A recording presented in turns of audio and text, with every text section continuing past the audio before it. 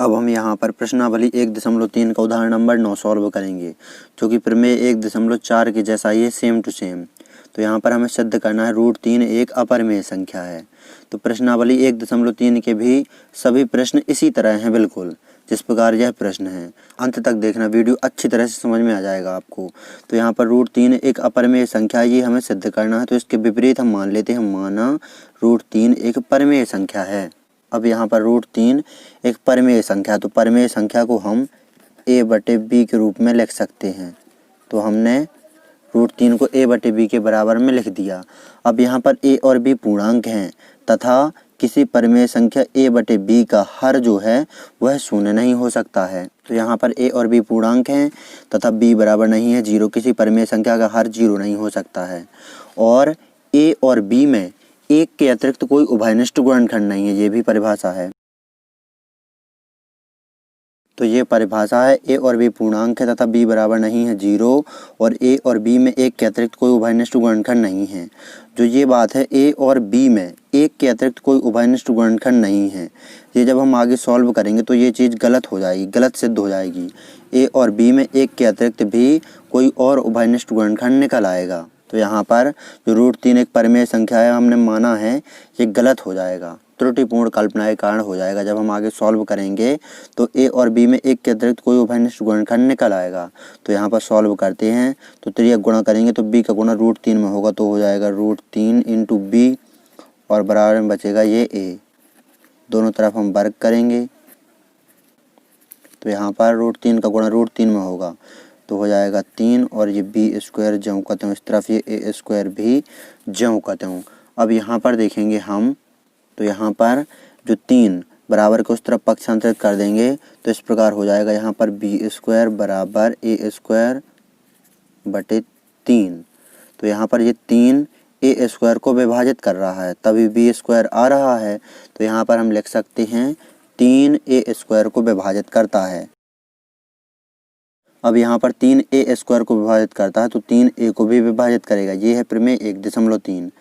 यदि मान लीजिए संख्या होती है यहाँ पर p, यदि संख्या p a² को विभाजित करती है तो p a को भी विभाजित करेगी। ये है प्रमेय 1.3। तो यहाँ पर 3 a² को विभाजित करता है तो 3 a को भी विभाजित करेगा।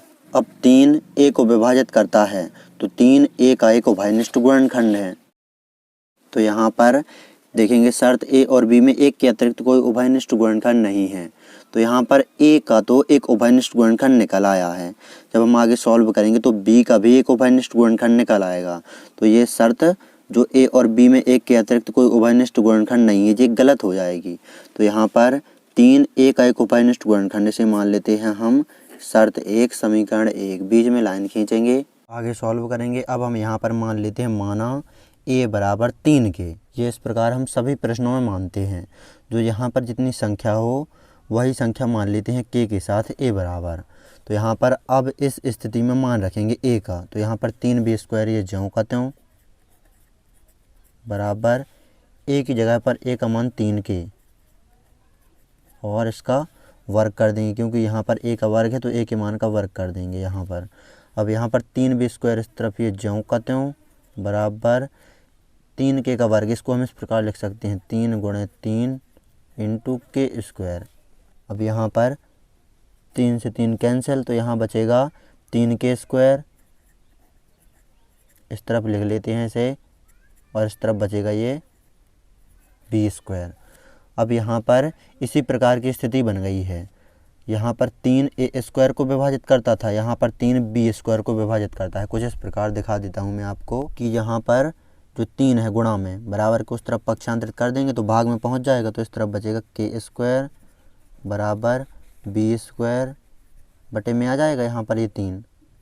तो यहाँ पर ये 3 b² को विभाजित करता है। अब यहाँ पर 3 b² को विभाजित करता है तो 3 b को भी विभाजित करेगा प्रमेय 1.3 से।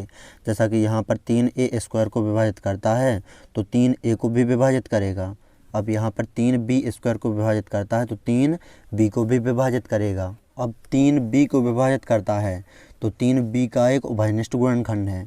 तो यहाँ पर a का तो उभयनिष्ठ गुणनखंड है ही 3 b का भी एक उभयनिष्ठ गुणनखंड है।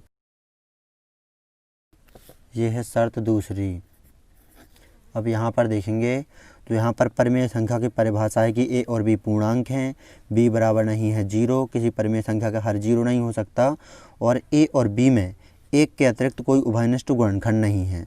तो यहाँ पर शर्त 1 और शर्त 2 से देखेंगे तो a और b में एक के अतिरिक्त भी कोई उभयनिष्ठ गुणनखंड निकल आया और वो है 3, दोनों ही जगह 3 है a और b में उभयनिष्ठ गुणनखंड।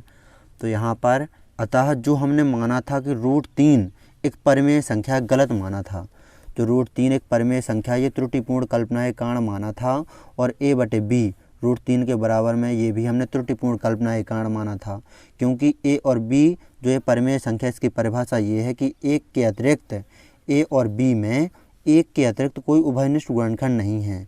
लेकिन यहाँ पर a और b में एक के अतिरिक्त भी उभयनिष्ठ गुणनखंड निकल आया, वो है 3।